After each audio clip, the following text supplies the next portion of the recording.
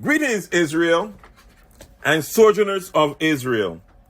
My name is Brother Andrew, and today's date is April the 2nd, 2022. I'm coming to the nation with this topic. The church in America is a $100 billion business. Again, the church in America is a $100 billion business. And this is a part 2. But before I get into my lesson, I also have a subtitle. And the subtitle is, Everyone Wants to Get into the God Business. The God business is easy money. Again, the subtitle is, Everyone Wants to Get into the God Business. The God business is easy money. Most churches today, big or small, dwell on Malachi 3, 8, and 9. But this ordinance from the book of Malachi is not for today. This statute was for the Levites to be taken care of forever, once they were keeping the temple of the Most High God. The tithing was to sustain them, and it was not money. Because of their disobedience to the Most High God, they were scattered to the four corners of the earth. And this statute became null and void. Again, this statute became null and void. Today, church pastors and church owners are using tithing to enrich themselves and to sustain their ungodly lifestyles.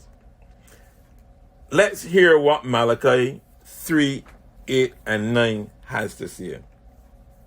Will a man rob God? Yet he have robbed me.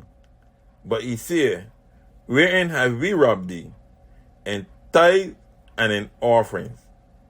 Ye are cursed with a curse, for ye have robbed me, even this whole nation. This nation Malachi was talking about is the nation of Israel, not America. Again, this nation Malachi was talking about is the nation of Israel, not America. So this curse that the Most High God was referring to was a curse upon any tribe that did not pay tithe or refused to pay tithe to the tribe of Levi, because they had no means to sustain themselves. Seeing there was no more temple in Jerusalem, and tithes were instituted for the Levites only, and since all the tribes are scattered, no more tithing should be collected. Again, no more tithing should be collected. So any collection of tithe after the scattering of the Levites, the curse now is reverted to the receivers of those tithes. Pastors, can you hear this? Listen to it carefully. The curse is now reverted to the receivers of those tithes. You are sinning against God. The tithes were only for the Levites, who had no inheritance. The Most High God was their inheritance. The Levites today, who are predominantly the Limber tribe, located in South and Southeastern Africa, have either converted to Christianity or Islam. So no more tithes should be collected. Free will offerings should be accepted, not tithe. Free will offerings is what should be allocated to run the church today. And this is the biblical way. Let's look at Exodus 35 and 29. If you could continuously preach Malachi, let's look and hear what Exodus has to say. We cannot cherry pick the book. We got to follow the whole book. Exodus 35 and 29. The children of Israel brought a willing offering unto the Lord. I repeat, the children of Israel brought a willing offering unto the Lord. Every man and every woman whose heart made them willing to bring for all manner of work which the Lord had commanded to be made by the hand of Moses. Let's also look at Exodus 36, 5 and 6. And they spake unto Moses, saying, the people bring much more than enough for the service of the work which the Lord commanded to be made. And Moses gave commandment, and they caused it to be proclaimed throughout the camp, saying, let neither man nor woman make any more work for the offerings of the sanctuary. So the people was restrained from bringing. So the people was stopped from bringing. Tell me how many pastors today are restraining people from giving money? None. There's always a need. The church anniversary, building funds, choir anniversary. The sole intentions of these crooked pastors is to enrich themselves and to keep you, the parishioners, poor. The needs never stop. The needs never stop. Pastors are wearing snakeskin shoes, and the poor and the destitute is walking barefooted. And the pastors do not see anything wrong with that. They are oblivious to what is going on. Pastors are driving Rolls Royces to church, and the parishioners are walking to church in the rain, and the pastors will not even stop to give them a ride in his Rolls Royce that the church paid for. Pastors are living in mansions with 5 and 6 maids in their mansions, while the poor is sleeping on the streets with no food and no one to care for them. Parishioners, ask yourself these questions. Are these so-called pastors really called of God?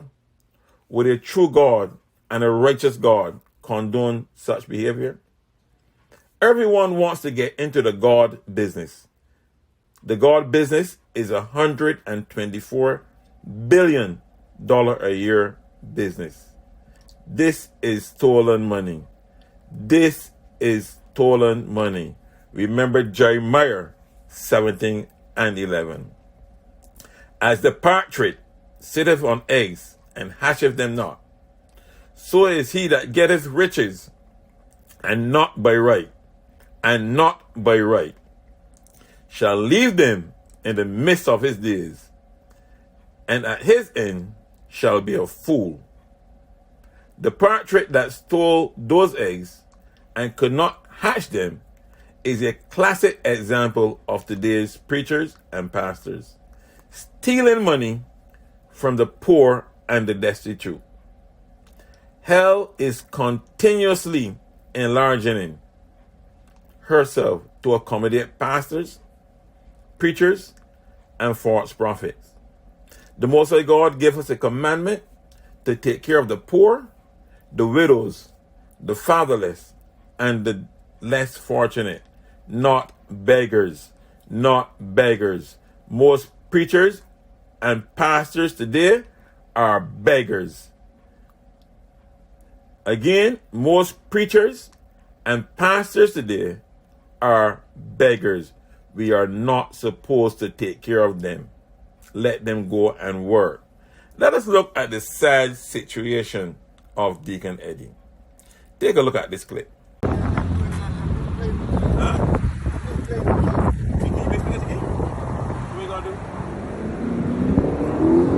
This is an old man. This is the things that he's selling. We're at the swap shop here. He's an old man. He shouldn't even be out here selling this stuff. We're at the swap shop in Fort Lauderdale, Florida. And this is an elderly man. He must be in his 80s. And this is what he has to do. But yet there are preachers all over this world that they're taking people's money and not helping the poor. This is an elderly man. He should not be out here trying to sell. Look at the stuff that's on his car. Trying to make a living. Trying to make a living. Huh? You done? Lady? All right, let me go interview the man. He come. No, it's a We're here with Deacon Eddie. This is Deacon Eddie. And I've been knowing Deacon Eddie for over 40 years. Deacon Eddie is trying to help himself by selling at the swap shop in Fort Lauderdale. Deacon Eddie is 87, going to be 87 years old next week. Wow. And he's still trying to help himself. You know, the churches that is in America today should look for people like Deacon Eddie and try to help Deacon Eddie. That Deacon Eddie at this age should not be doing this. Right now, he lost his keys for his car, and he has to go to the Chevrolet dealer to get a key cut. When I saw him last week, his battery was down. We need to help people like Deacon Eddie. Churches, pastors, instead of collecting all that money and running about the road with these expensive cars and this expensive lifestyle, this ostentatious lifestyle, we need to come out in the villages and in the streets and find men like Deacon Eddie, put them in homes, put them in convalescent centers that you can provide food for them, provide shelter for them, so that they can live a decent life in their old age. So the Most High God is going to hold pastors and preachers and church owners responsible for taking the tithing and refuse to help the poor. Tithing is not for this era. Tithing was only for the children of Israel. That was a practice the Most High God gave to the children of Israel, and it was only for the Levites, no other tribe. So when you take all these millions of dollars, you can imagine in America, $124 billion in tithing collect every year, and Deacon Eddie has to live like this. This is a shame.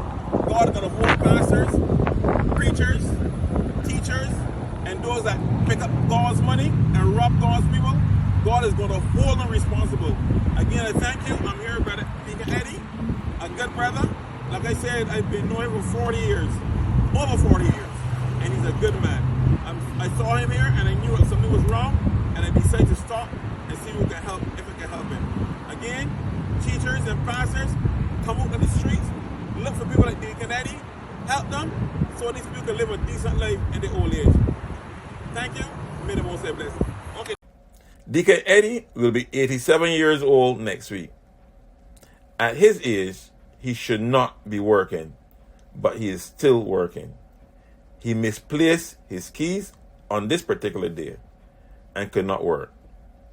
It is a shame that Deacon Eddie is in this situation, with the pastors and church leaders collecting $124 billion a year of tithing annually. This shall not be happening. Deacon Eddie should be in a senior facility being taken care of. Deacon Eddie has spent 60 years in church, and at the end of his days, he has nothing. The pastors and church leaders have all the money. Pastors, how are you going to explain this to the Most High God on the day of judgment? In my conclusion, I must say, Negroes, wake up. Negroes, wake up. Negroes, wake up. You are not worshiping the Most High God. You are worshiping a man or a woman, and this is idol worship. Thou shalt not have no other gods before me. Exodus 20:3. Stop enabling these crooked pastors and preachers and church owners and their ostentatious lifestyle. Again, Stop enabling these crooked pastors, preachers, and church owners in their ostentatious lifestyle. If you continue to enable these con men and con women, you are just as guilty as they are, and the fire is going to be just as hot. Again, the fire is going to be just as hot. Let's hear what Solomon has to say in his conclusion. And Solomon had everything, and the Most High God gave it to Solomon. Solomon robbed no one. The Most High God blessed Solomon with riches. And Solomon has this to say. Let us hear the conclusion of the whole matter. Fear God, fear God, fear God, and keep his commandments. For this is the whole duty of man. For God shall bring every work into judgment, with every secret thing, pastors, with every secret thing, whether it be good or whether it be evil. Pastors, are you fearing God? Or are you stealing God's money? Remember, you are going to stand before a righteous judge, a righteous God in judgment. If you don't repent, you will end up in the fire. If you do not repent, you will end up in the fire. And it's going to be sad that you have fooled yourself for so long and then wake up to everlasting damnation. Again, I thank you for listening to me. I trust and pray that the Most High will wake up his chosen people, the Negroes, to come to knowledge and come to sense. Stop supporting these wicked pastors, these wicked preachers. Most of them do not even believe in the word they preach. It is a job for them. Time is short. We must fear the Most High and keep his commandments. Again, we must fear God and keep his commandments. We must stay away from Christianity. Christianity is false. Christianity will lead us all to hell. Stay away from Christianity and let us make it on to Zion. Thank you, and may the Most High bless.